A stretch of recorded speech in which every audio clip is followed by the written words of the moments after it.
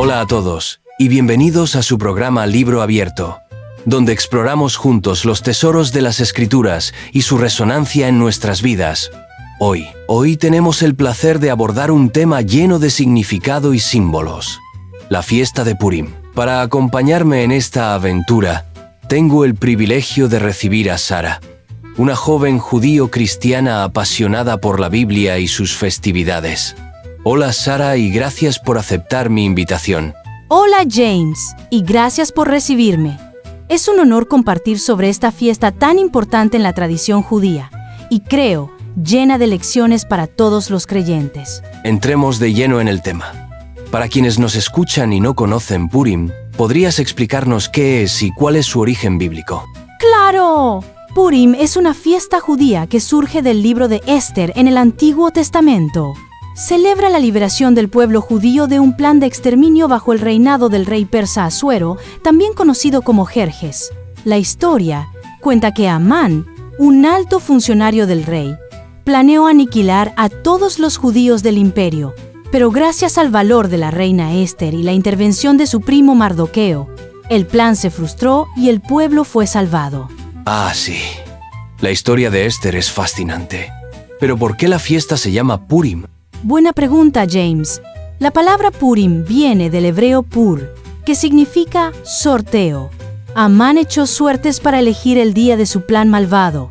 Este acto se convirtió en símbolo de la fiesta. Pero Purim muestra que Dios es soberano y que no son las casualidades las que deciden nuestras vidas. Interesante.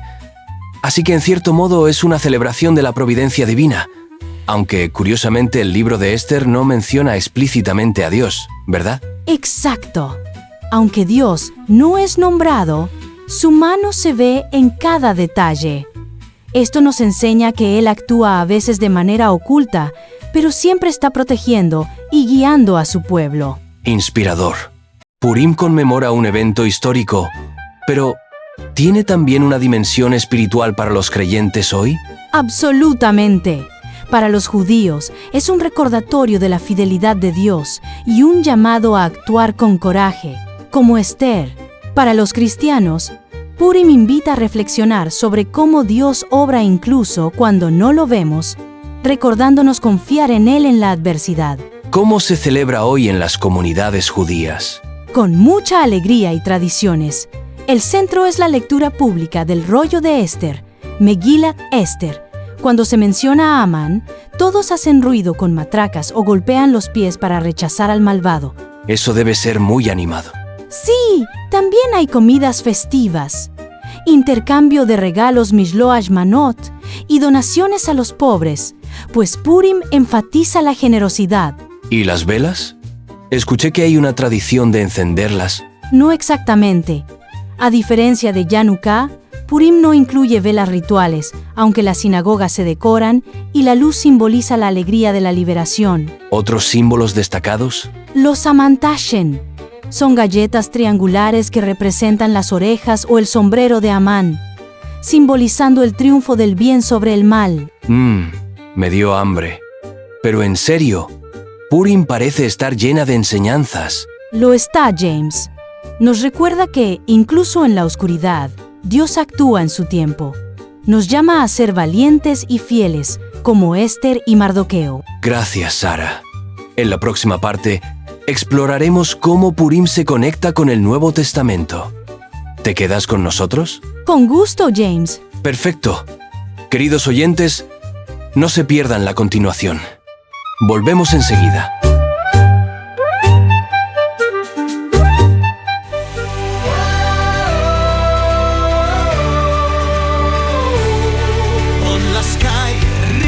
Al son, niños bailan con emoción, máscaras brillan con fulgor. Es Purim, día del Señor.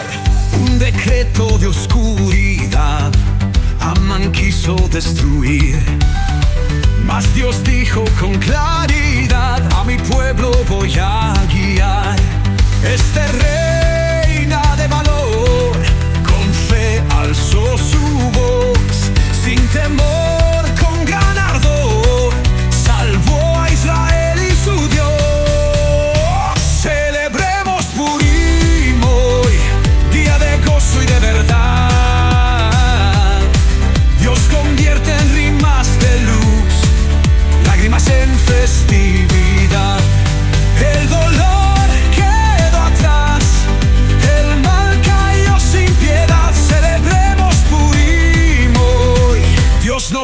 guarda con su bondad.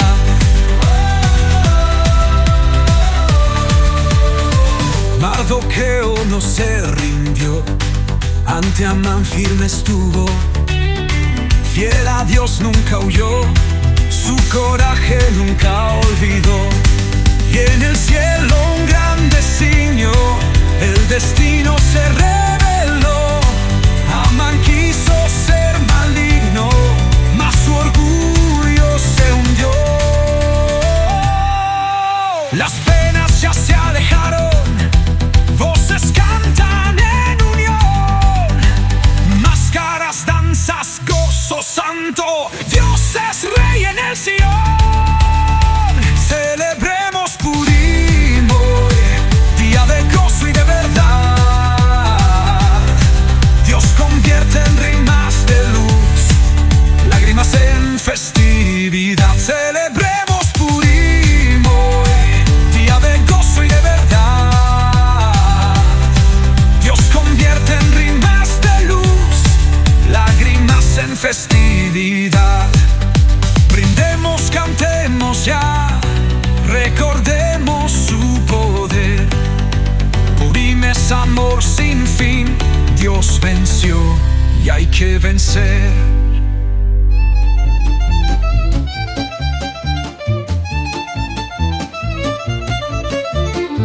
Y estamos de vuelta en Libro Abierto para la segunda parte de nuestro programa sobre la fiesta de Purim.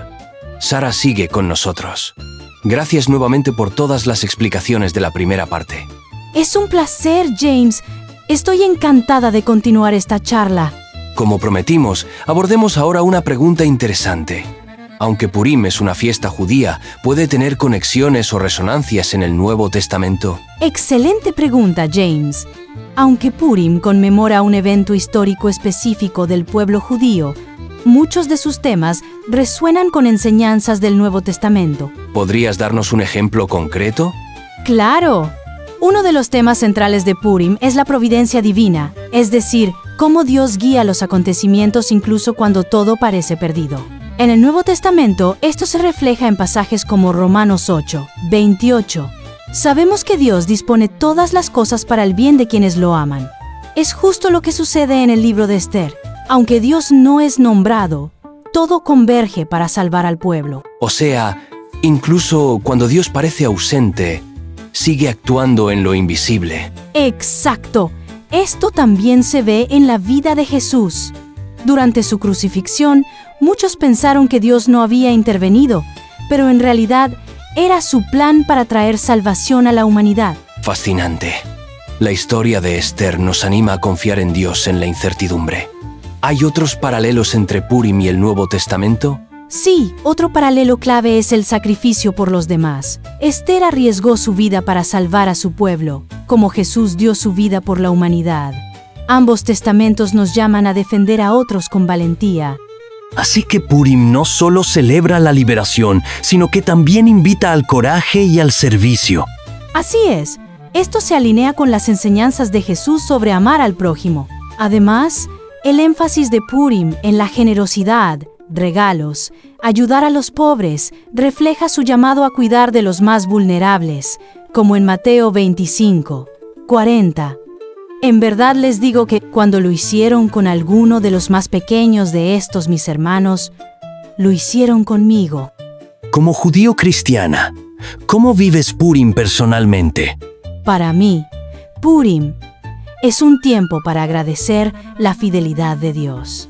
Como cristiana, me recuerda que Él tiene un plan para su pueblo y para cada uno de nosotros. Celebro la alegría de Purim mientras reflexiono en cómo Jesús cumplió la liberación definitiva con su muerte y resurrección.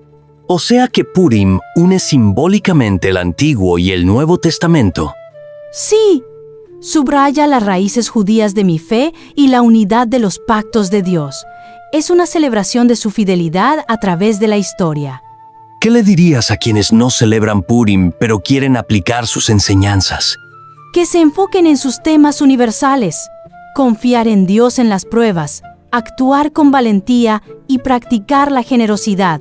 Estas lecciones trascienden culturas y religiones. Gracias, Sara, por compartir tanta sabiduría. Hoy hemos aprendido mucho y nuestros oyentes también. Gracias a ti, James. Ha sido un gozo hablar del mensaje eterno de Purim. Queridos oyentes, llegamos al final. Espero que este tiempo les inspire a explorar la profundidad de las Escrituras y la belleza de sus festividades. Nos vemos en el próximo programa de Raíces y Luz. Hasta entonces, recuerden, Dios es fiel incluso cuando no lo vemos. ¡Hasta pronto!